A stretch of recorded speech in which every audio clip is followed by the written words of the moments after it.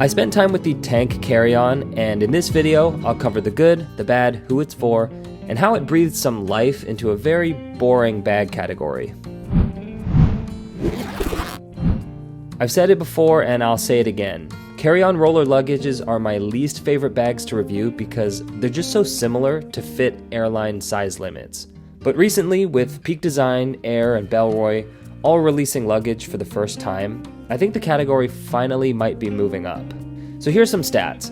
This is the smallest tank carry-on size that they offer, and I live in the US and didn't travel with it international. Technically, the 9.84 inches is larger than the 9 inches allowed, but this top section does smash down to fit a little bit. The important dimension I've found is the height. The 21 inches includes the wheels, which is cool.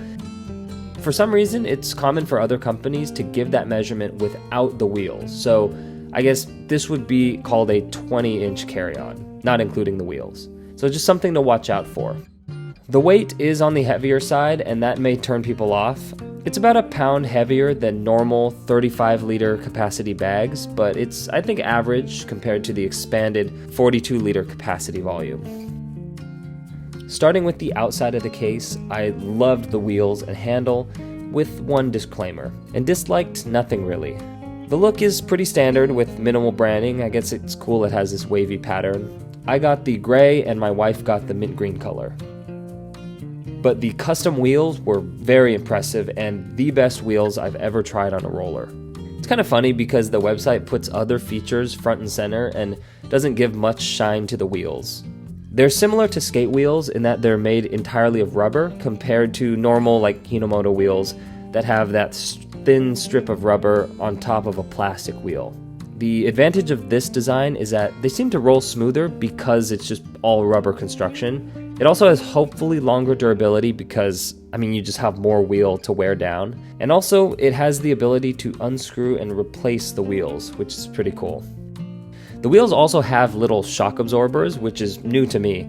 This little spring allowed the wheels to absorb small bumps, like the edges of carpet or the edges of that walking escalator thing. Instead of the case getting caught on those little lips, this case would almost kind of bounce over it a little bit. It's hard to describe unless you try it, but it's just really smooth to use. It's got a little bounce to it.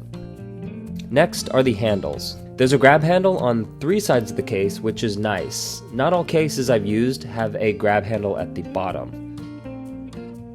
And the main extending handle, there's a lot to talk about, as I'm sure this part will make or break people's purchase decision. The handle's exposed design is getting more common because it's easily replaceable.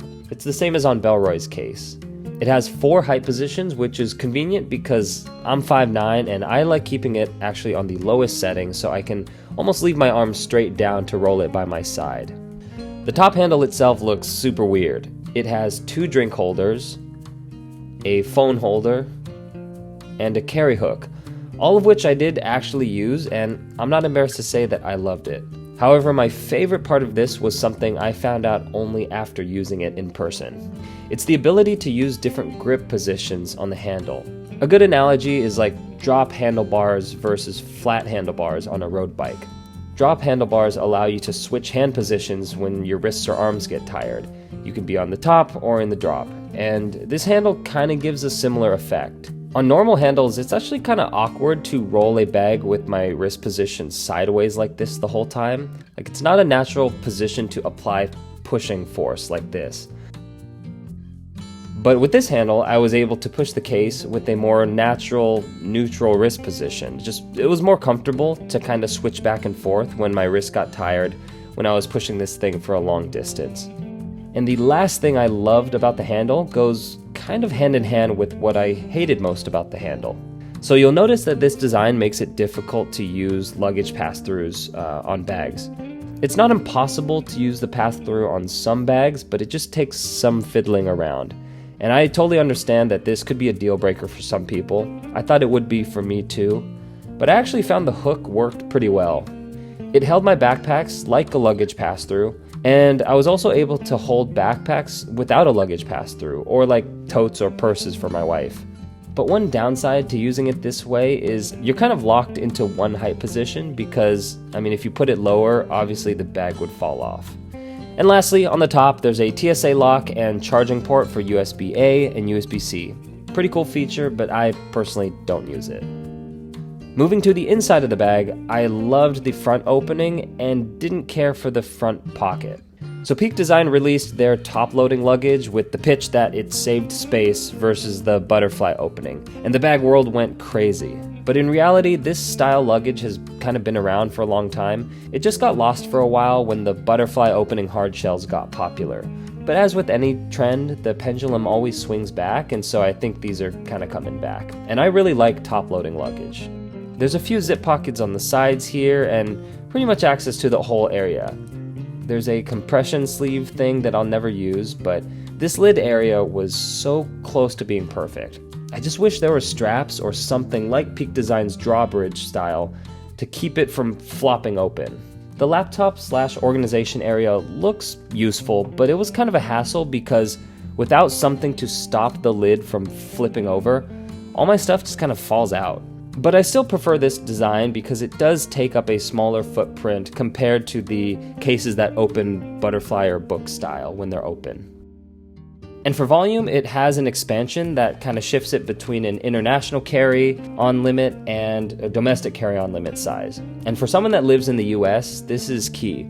It sucked when I had to buy an international size when I know I could pack more for domestic trips. But I also don't want to buy one carry-on for international and one for domestic. It just seems redundant and expensive. So this expanding design was pretty nice. Okay, so final thoughts, and who is this tank carry-on for? Well, it has god-tier wheels with shock absorbers that give the smoothest ride I've ever used. It has a very innovative handle with a bunch of cool features, and a front opening style that expands to fit international and US domestic size limits. But it's a little heavy at 8 pounds, which is always going to turn some people off, and I wish they stopped the lid from flipping over with like a cord or something. But for me, the features that this tank carry-on offers are worth the wait. Anyways, comment below if you want a response, let's talk, and subscribe for new videos on Sundays. Thanks!